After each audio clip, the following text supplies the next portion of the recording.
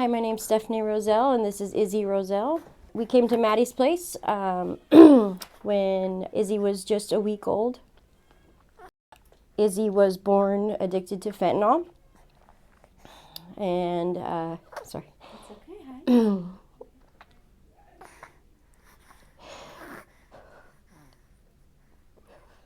What's It's okay. I'm so proud of you. Thank you. Yeah, you're great. It's hard to talk about it and talk about it much. So, okay, here we go. Okay.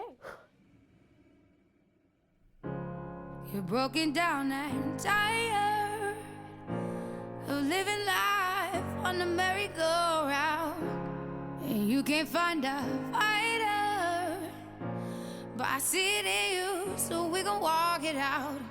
Move mountain.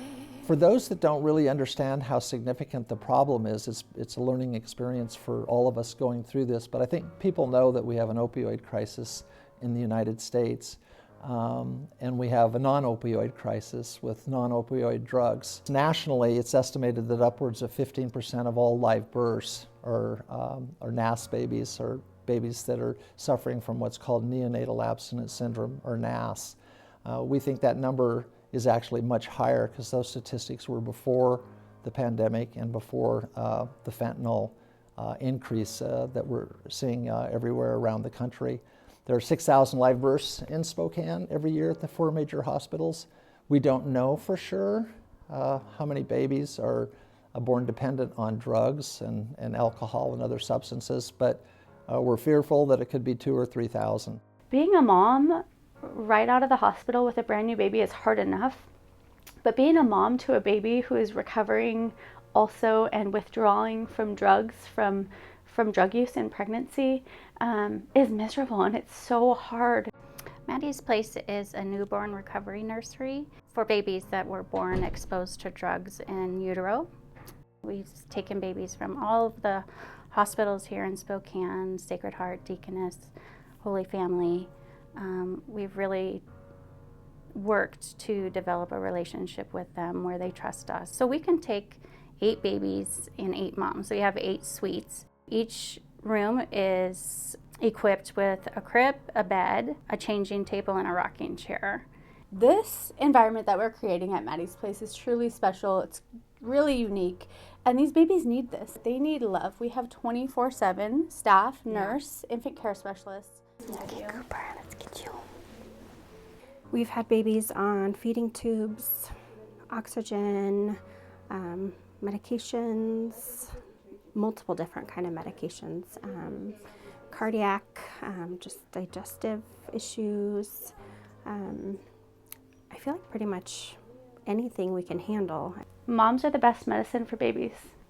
That the design is that the moms would love these babies and that they would want to get help and that they would want to recover themselves for these babies. And we truly believe, and we're so passionate about having moms here if they want to recover.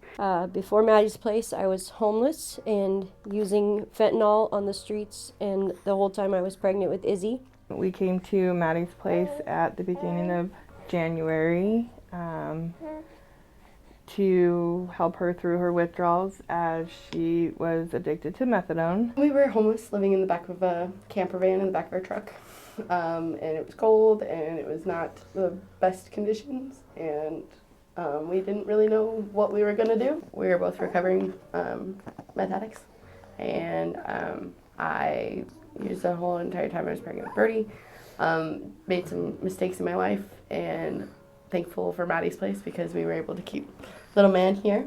Then when he was born, we both made a pact that we were going to stay clean, and she, luckily, because of Maddie's Place, got to do that. She had the support group, she had everything that she needed to stay clean. He did have a NG feeding tube, and in the hospital he really struggled to eat from a bottle. He was only taking about 1/3 of an ounce by mouth and using the pump for the rest. But probably by the second day that we were here, he was eating 75% of his bottles and by probably the third or fourth day, we weren't even using the pump at all. But just having the staff here and the nurses 24/7 is really helpful. She had a rash on her face and was really concerned, and there was nurses right there to help me and to see, like, to know what they were doing and just help figure it out so that I wasn't scared about what it could have been. It was actually a few days into her being here when they switched her on to donor breast milk, which when they told me that they did that, I started crying because I wasn't able to produce milk like that for very long. And so I had always wanted her to be able to go on to breast milk. And they really worked with us. They helped me get into mental health. They helped me find a doctor. Katie took me to church group, which I'm still a part of, and it changed my life.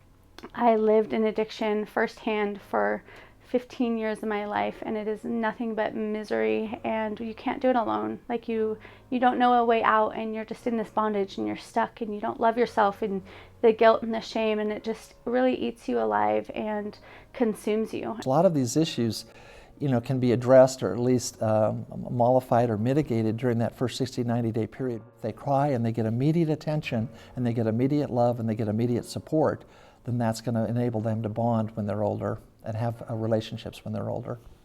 If we start when they're little and we give them the best start, those best 2 months of life, they're going to flourish, and hopefully we won't see some of the long-term outcomes for these babies that we've seen in the past. So we're partnering with Washington State University that's going to be doing a research project. They're seeking funding right now from the Washington State Legislature to really hone in on the prevalence of NAS. The Healthcare Authority in the state of Washington has taken the position that our services aren't covered by the state Medicaid plan.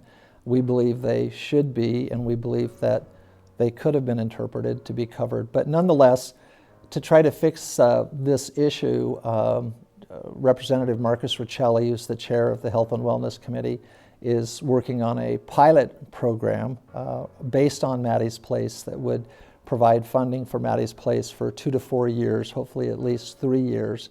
And then we'll have the research study with WSU so we can look at our outcomes. Since we've opened in October, we've been full several times. And so we would love to expand our building, to expand in the next year, to add 5 to 6 more beds, and then another nursery so we can get babies here a little longer, we can get moms more stable, we can open our doors and support the hospitals. A lot of people have the misconception that when you go out there and need help or if you need something, it'll be right there, and that's not the case.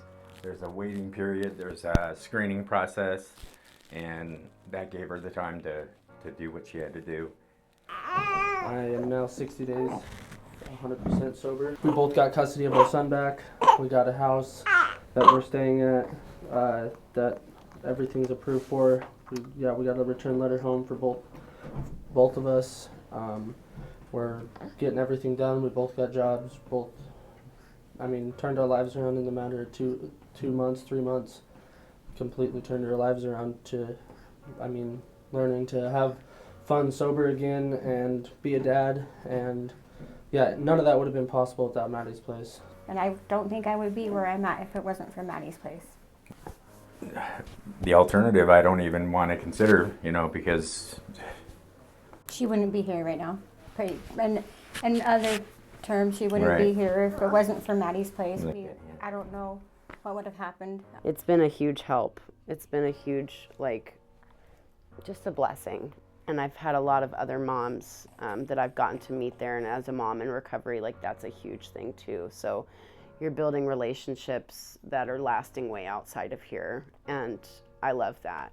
I love that so much. I've struggled with postpartum a lot with my older boys, and I feel like being here has been a huge help, and even with my mental health and my postpartum, it's such a calm place that I could just focus on myself and focus on Cooper. I think if I had not gotten into Maddie's Place and got to live in with her and be able to have placement back with her, I think I would have relapsed and went the other way. As I said, my other kids are CPS involved and they're in foster care right now, and So having another one taken away, I just don't know if I would have had the strength to keep going after that. Having Maddie's Place really saved my sobriety and also gave me a second chance and made me realize where I was going wrong with my case right now, and it's given me a huge opportunity to change and be able to work towards getting my other kids at home with me.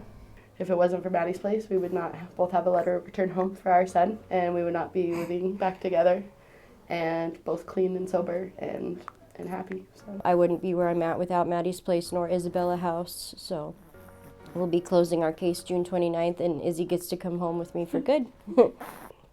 I'm 34 years old now, and I want to mend my relationship.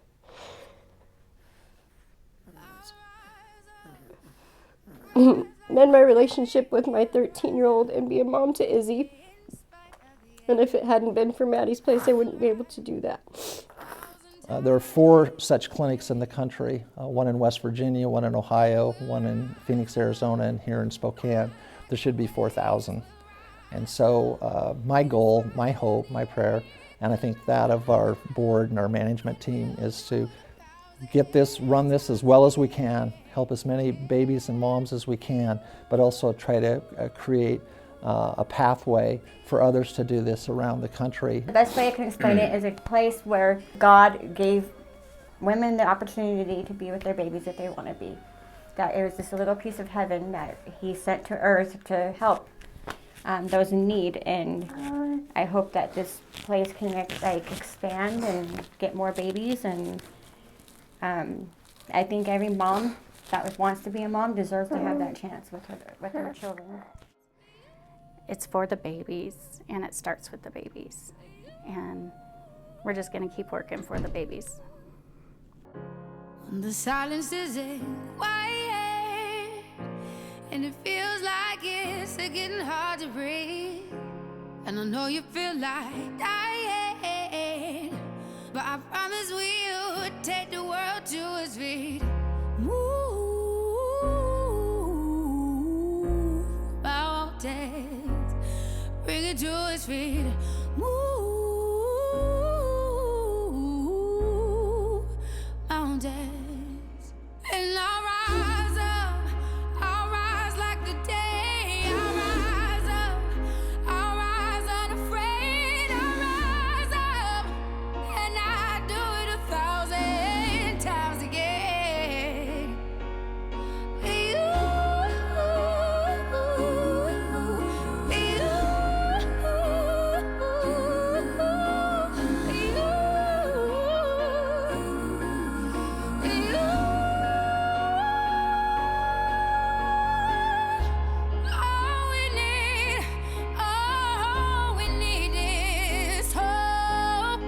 That we have each other, and for that we have each other, and we will rise, we will rise, we'll rise,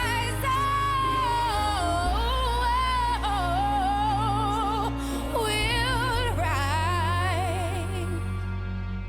I'll rise up, rise like the day. I'll rise up in spite of the ache.